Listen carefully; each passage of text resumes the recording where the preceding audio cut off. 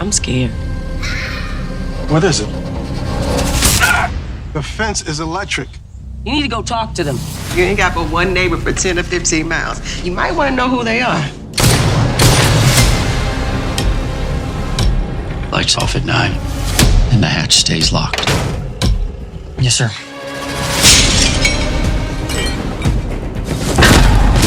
Go, go, go, go, go! We have no food. They took everything. We need your help. Can't help you. Can't or you won't. Go somewhere else. There is nowhere else.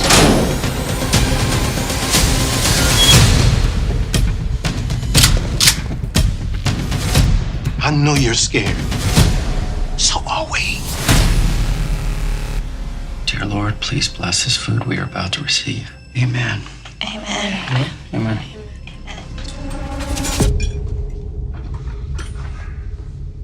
Why didn't you say amen?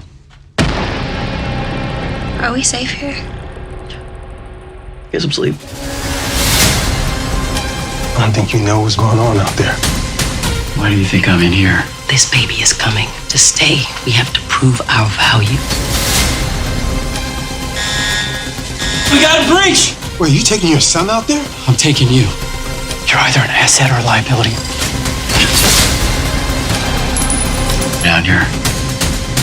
You all answer to me. This is your fault. World is collapsing. That's not my fault.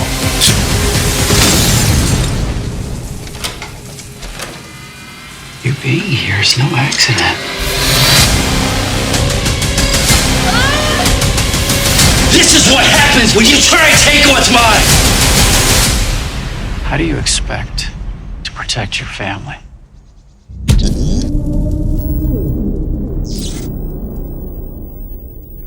How are you, Mr. LeRoi?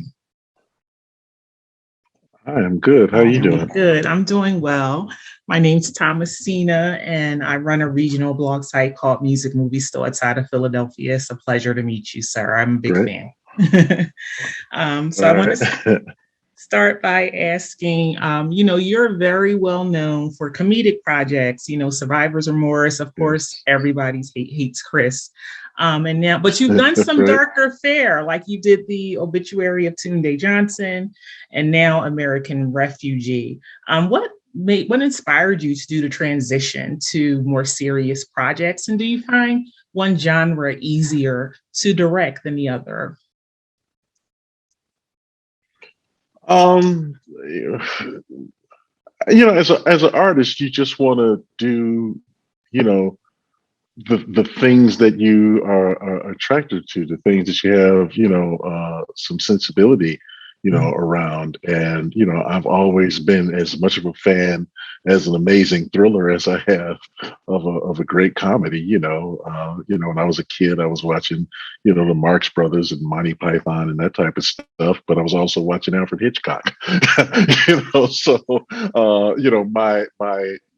my choice early on in my career lended towards the funny because as a young person, that's just kind of what you lean towards, a lot of times just if you have that bone, and I definitely had, the comic skill.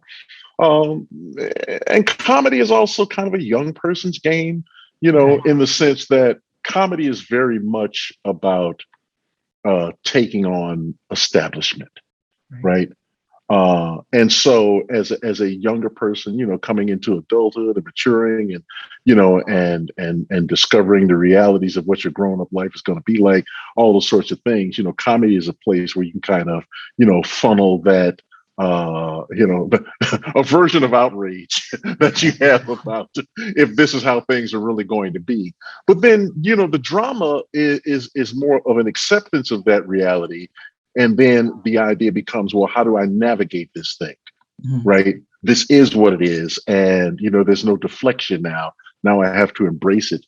And I'm very, very grown now, and I've got grown kids, and I'm worried about whether or not the country's going to survive. Absolutely. And Go Yeah. ahead. I'm sorry.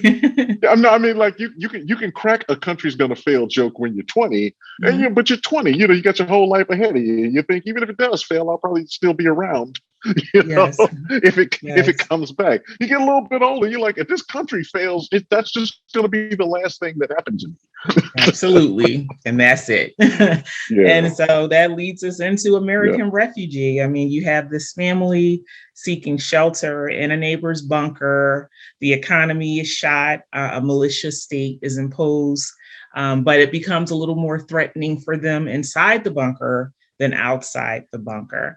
And I just found that concept to be interesting. What most drew you to this project? And do you find that there are parallels today in American society, or could be parallels to what we witness in this film?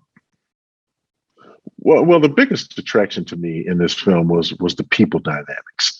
In the case of the characters of Helen and Greg, they have a troubled marriage, and what's the worst thing that you can happen to two people that really want to get away from each other? Force them to stay together, Right. and then force them to stay together with another person who they can't trust. Right.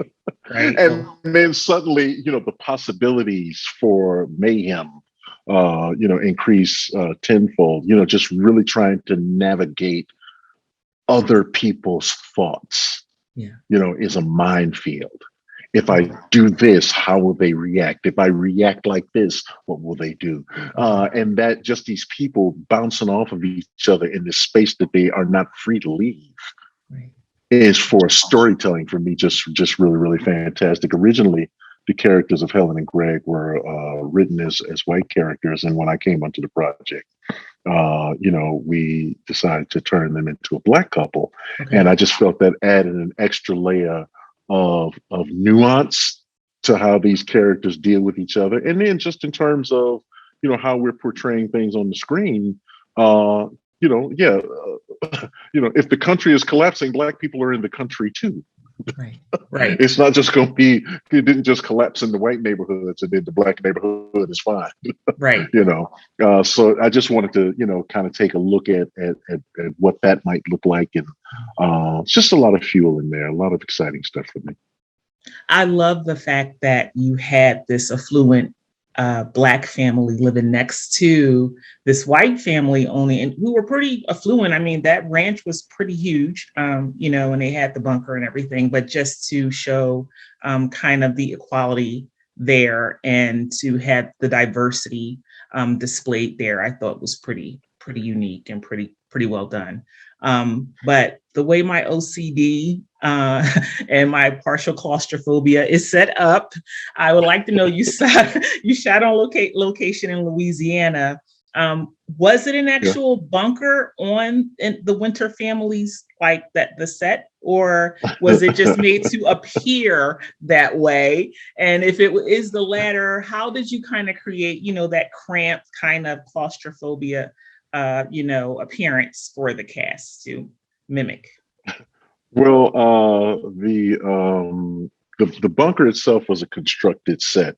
Our production designer, Ryan Dwyer, did an amazing job on that. He actually did, there's a film called 10 Cloverfield Lane. Yes. And he was part of the team that designed and created that bunker in that film as well. So he had some bunker experience. Okay. The bunker was actually built inside of a warehouse. I guess I think they call it the West Bank in New Orleans. Okay. It confuses me because of how geographically it is situated. But yeah, we found an old warehouse, and so they constructed the bunker on the inside. And I mean, it is a tight and cramped and claustrophobic space, but in terms of being able to, shoot inside and to get the cameras where we needed, there were walls that came out, panels in the walls that came out, so we could position cameras and and get the shots and get the material. But the reality of moving around in the space is that, you're moving through, 2.5 foot wide hallways. The bedrooms are only 8 feet by 8 feet, so there was a real claustrophobia and a real sense of, tension and pressure inside that space.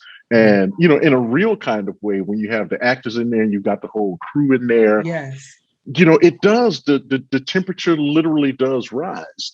So, you know, having that physical space to work in, I think really gave us a lot of creative fuel. And I think it was also really great for the actors to, you know, to kind of lean into this experience. It wasn't just, you know, we walked off of that into, you know, a nice green room and you know, Right. it was really beautiful. Like, no, it was hot and there Yes. were bugs and we had to literally get out of there and go outside for air, you know, for 10 to Okay. 15 minutes just before you go back in again and get back to it. So it was a challenge, but really great work all around.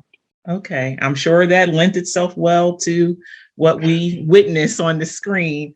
Yeah. Now, it doesn't, I mean, there is an ending, but it's also open to plausibly a sequel. Is there any discussion of maybe a sequel occurring? And if it does, even if it's not a discussion now, would you direct the sequel? Well,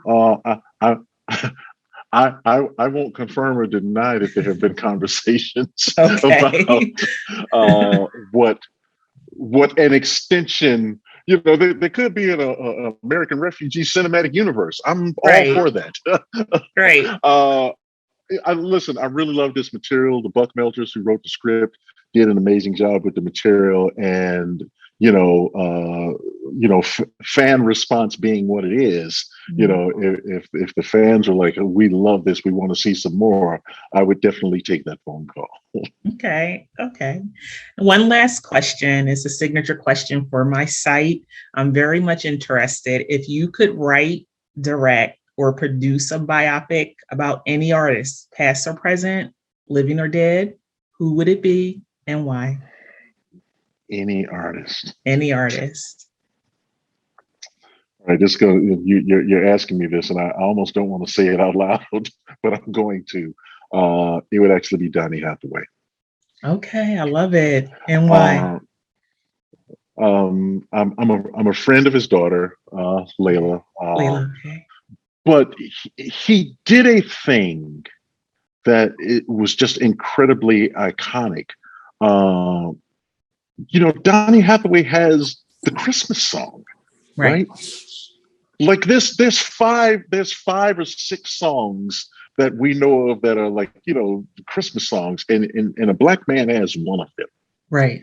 And he had a short but complex and interesting life, and what came out of his experience versus what came from the other artists of the time, you know, of the people who have been explored and celebrated and revered. And I certainly think that his work and his life and what came out of it is something that is worthy of a greater exploration. So, you know, we'll see.